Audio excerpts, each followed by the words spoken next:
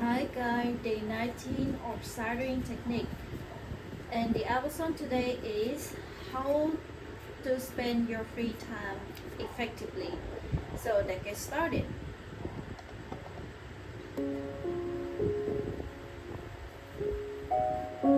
Hi, my Hi friends. friends. I just I want to just say want to thank you say thank you truly for being here with me. Every comment Every you leave, comment you every leave, time every you press time play, you press play, it means more it than you means know. more than you know. I often I carry a often little carry a little notebook or use my phone use to my write phone down to write ideas the down moment idea they appear. the moment they appear. In the middle of a walk, In the middle of during work, my morning during coffee, my morning or coffee, even right before bed. right before bed. Because of this Because habit, of this habit, I've collected so I many connect so small many small seeds of seeds inspiration. of inspiration. That's why I can That's create why I videos can almost create every video day now. almost every day And now. honestly, And I'm honestly, treating it like I'm a treating personal it like challenge. personal challenge To show up daily, daily, to create daily, to connect daily. daily. It's not always It's easy, not but about it feels easy. alive. It's And it feel alive. feels It worth worth it. it. Thank you for Thank giving you me a for giving reason a to reason keep to going. keep going. You're not just You're not watching. just watching. You're part of You're this part journey with of me the today. journey with me Let's today. talk about something To that talk often about hides in the something background of our hidden in the lives. background Our of free our time. life, our free Most time. people focus Most on their people working hours, focus their on their study work, schedules, their big the goals. big goal. But what you do when you're What you do off the when you're clock off the clock can shape your life can just shape as your much. life just as Sometimes much. even more. Sometimes even more. We often treat You free often time treat as free leftovers, time the scraps of the day leftover, after the scraps of the everything day important after is everything done. important is But done. free time is The not free time empty is not time. empty time. It's a living space where your It's a mind and living body can space when reset, your mind where and you can body choose reset, things that make you where you feel can choose alive. things that make you If you alive. treat it as unimportant, If you choose you it miss as the chance to unimportant, you miss recharge the and chance grow to in ways that work. Or recharge. school unimportant. You miss the chance to recharge and grow in ways that work. Or school alone can't give you. Have you ever had a weekend or an evening completely free? School alone can't give you. Have you ever had a weekend or an evening completely free, but ended up feeling even more tired afterwards? That often happens when our free time isn't truly nourishing. Hours of scrolling, watching random videos, or saying yes to things you don't enjoy can leave you drained instead of recharged. When you use your free time well, it works in two directions. It helps you recover from the demands of your day, and it also prepares you for what's next. It's like a bridge between today's effort and tomorrow's possibilities. And no, spending your free time effectively doesn't mean turning every moment into work or productive tasks. Sometimes the most effective thing you can do is nothing, but doing nothing with intention. Sitting quietly with your thoughts, watching the clouds, nothing with intention. Sitting quietly with your thoughts, watching the clouds move, taking a walk without headphones, letting your mind wander in peace. These moments give your brain space to process, to sort through what it's been carrying. Good brain space to process, to sort through what it's been carrying. Good things need roots first, and the roots of your energy are often grown during your free time. That's when you refill the well. That's when you remember what brings you joy. That's when you give yourself permission to simply be, so that when the next challenge comes, you have the strength to meet it. Maybe you just needed someone to remind you your free time is not a leftover. It's part of the foundation that holds your life together. Treat it with the same respect you give your work or study that holds your life together. Treat it with the same respect you give your work or study hours, and it will reward you in ways you can feel every single day. Some people feel guilty when they take a break. They believe that every minute not spent working, studying, or improving is a minute wasted. But rest is not wasted time.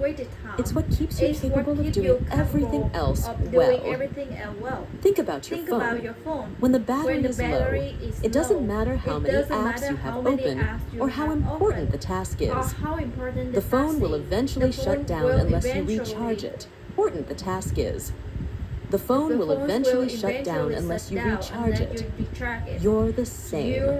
Without regular rest, you run on empty, and the quality of your work, your mood, and regular rest, you run on empty, and the quality of your work, your mood, and even your health will start to decline. Rest doesn't always mean sleeping, though sleep is essential. It can also mean doing something that gently takes your mind away. Sleep is essential. It can also mean doing something that gently takes your mind away from stress. Reading for pleasure. Listening to music you love. Walking slowly in a quiet place. Having a light conversation with someone you trust. These moments refill your energy in a way that pushing through never can. When I first started teaching, I used to fill almost every free hour with lesson planning. I thought that if I worked harder, I'd get better results faster. But I began to notice something. My energy was fading. My creativity was lower. And I was starting to resent the work I loved. When I allowed myself to lower, and I was starting to resent the work I loved. When I allowed myself to rest, truly rest, my lessons improved. My patience returned, and I enjoyed teaching again. Rest is not the opposite of productivity. It's a part of it. Without recovery, even the best strategies and skills can't reach their full potential. Your mind works better, your emotions feel steadier, and your motivation stays alive when you give yourself regular breaks. Good things need roots first, and rest is regular breaks. Good things need roots first, and rest is part of those roots. It's the deep breath before the next step. It's the space where your body repairs itself, and your mind organizes what it has learned. Sometimes it repairs itself, and your mind organizes what it has learned. Sometimes the most effective thing you can do with your free time is to step away completely. Maybe you just needed someone to remind you. You don't have to earn rest. You don't have to wait until you're completely exhausted to deserve it. Rest is a basic need, like food or water. Taking it is not weakness, it's wisdom. So the next time you have free time, consider giving part of it to genuine rest, not distracted scrolling, not background noise while you multitask, just rapid scrolling, not background noise while you multitask, just rest. Let your mind and body thank you in their quiet, powerful ways. When most people think about learning, they think about school, exams, certificates, or skills they have to acquire for their job. But some of the richest, most rewarding learning happens when you study for their job. But some of the richest, most rewarding learning happens when you study something simply because you want to, not because it's required. Free time is the perfect space for this. You can explore topics that fascinate you, even if they have nothing to do with your career. You can try skills that make you curious, even if you'll never make money from them. Learning for joy keeps your mind alive, flexible, and open to new possibilities. I've always loved languages, and of course English is my work. But in my free time, I've also spent hours learning bits of Korean and Japanese. Not free time. I've also spent hours learning bits of Korean and Japanese, not for a test or a certificate, just because I enjoy it. That joy made the learning feel light. It didn't feel like work. It felt like discovery. And over time, I realized it also improved my teaching because I understood more about what it's like to be a language learner. When you learn discovery, and over time, I realized it also improved my teaching. Realized it also improved my teaching because I understood more about what it's like to be a language learner. About what it's like to be a language learner. When you learn for joy, you take the pressure off. Mistakes become part of the fun instead of something to fear. You're free to explore, to experiment, to follow your curiosity without the fear of failure. That freedom is deeply energizing. Good things need roots first, and joy is one of those roots. If you only ever learn for external rewards, a grade, if you only ever learn for external rewards, a grade, a paycheck, someone's approval, your motivation will rise and fall depending on those rewards. someone's approval. Your motivation will rise and fall depending on those rewards.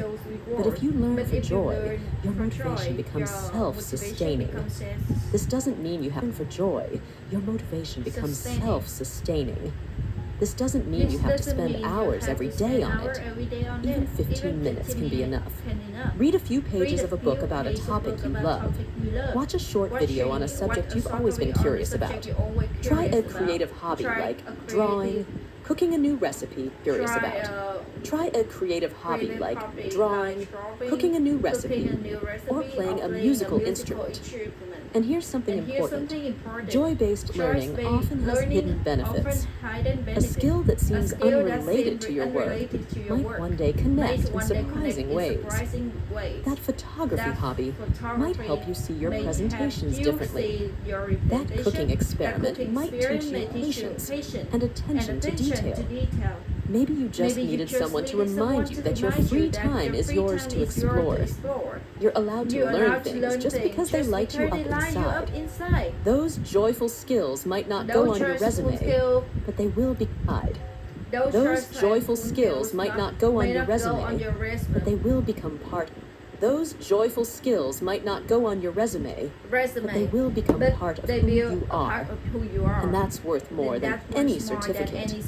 So the next time you have free time, consider spending part of it on something new, something you always wanted to try, simply for the pleasure of it. You might be surprised at how much it feeds your energy, your creativity, and even your confidence. Over the years, I've learned that recharging my energy is not just about taking breaks. It's about taking the right kind of breaks. The ones that truly make me feel rested and ready to show up again. And because everyone's different, it took me time to figure out what works best for me. One of my favorite ways to recharge is taking long, unhurried walks. I like to leave my phone in my pocket, or sometimes at home, and just notice what's around me. The sound of footsteps on the pavement, the warmth, or notice what's around me. The sound of footsteps on the pavement, the warmth or coolness of the air, the way the light changes between buildings or trees. It's a way of stepping outside my own busy mind and reconnecting with the... It's a way of stepping outside my own busy mind and reconnecting with the present moment. Another way is through reading. Not work-related reading, but books that make me feel inspired or just happy. Sometimes it's a novel that takes me to a completely different world. Other times it's a simple book of short reflections I can read slowly. Other times it's a simple book of short reflections I can read slowly, letting each thought sink in. Music is also part of my recharge routine. Certain songs feel like pressing a reset button for my mood. Recharge routine. Certain songs feel like pressing a reset button for my mood. They remind me of good memories, or help me feel calm when my thoughts are scattered. I'll put on a playlist, close my eyes, and just listen without multitasking. I also recharge by cooking. There's something peaceful about preparing ingredients, hearing the sound of vegetables sizzling in a pan, or smelling something ingredients, hearing the sound of vegetables sizzling in a pan, or smelling something baking in the oven. Cooking reminds me to slow down and pay attention to small pleasures. Plus, I get to enjoy a delicious meal at the end, and maybe share it with someone I love.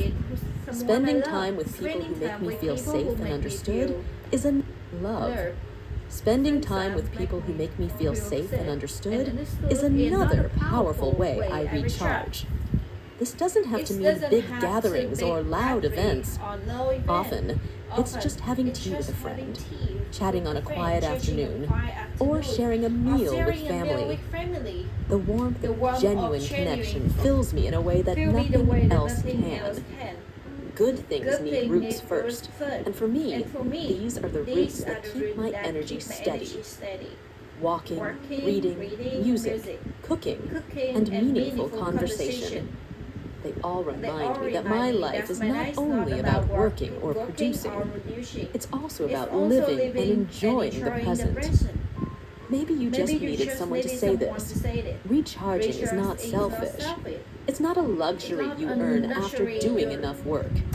You earn Not after selfish. work. It's not a luxury you earn after doing enough work. It's part of staying healthy, creative, and emotionally strong. When you give yourself regular moments to refill your energy, you're able to give more to your work, your relationships, and your own growth. So think about your own favorite ways to recharge. They don't have to look like mine. They just have to make you feel alive have to make you feel alive again. And when you find them, make space for them in your free time.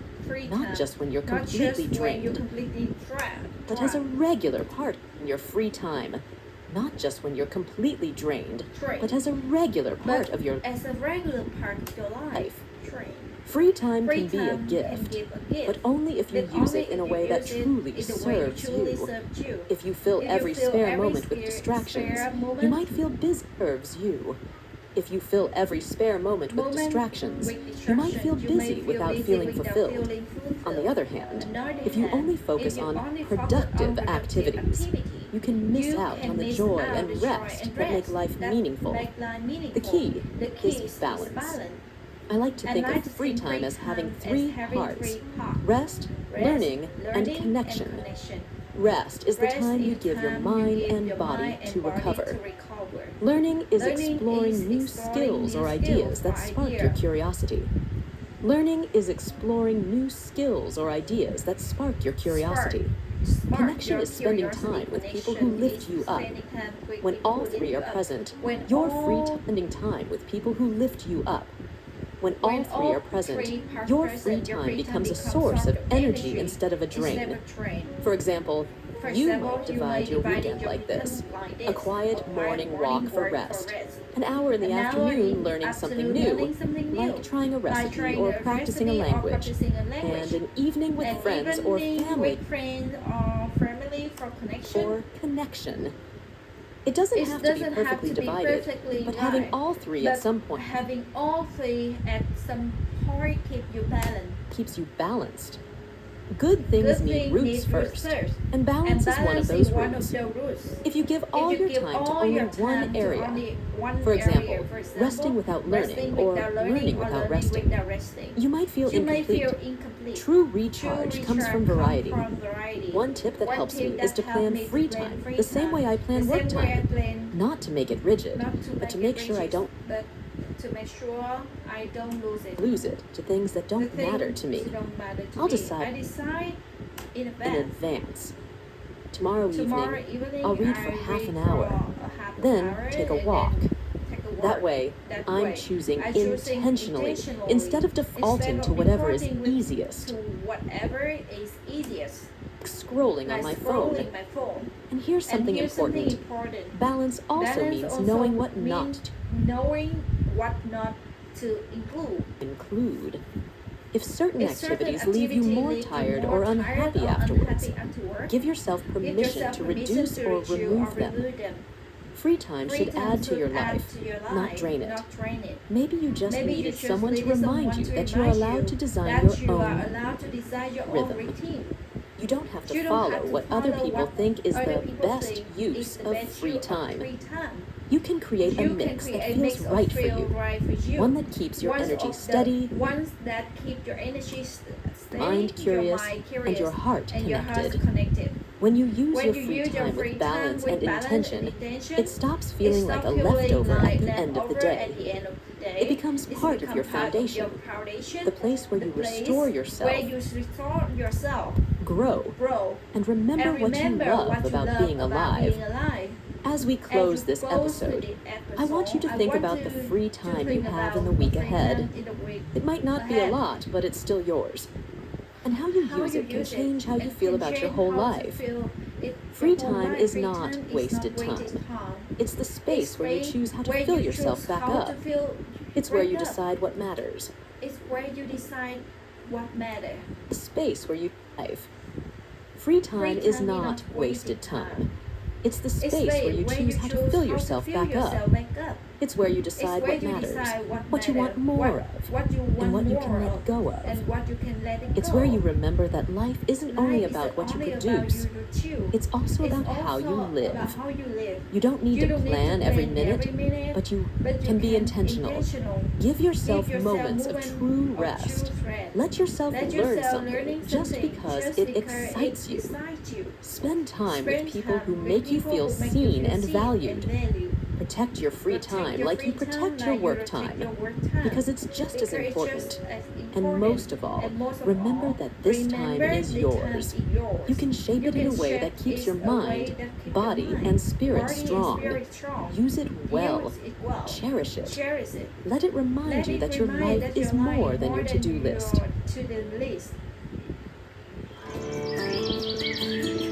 So that's the end of the episode today. Thank you for listening.